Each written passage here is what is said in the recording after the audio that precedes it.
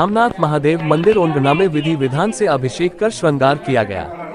नरेश पूर्बिया ने बताया कि रामानाथ महादेव का विनोद पूर्बिया व ब्रिजेश पूर्बिया द्वारा विधि विधान से पंचामृत, दूध, दही, घी, शक्कर, शहद व जल से अभिषेक किया गया। मनोज लोहार दबारा महादेव का विशेष श्रृंगार कर आरती की गई।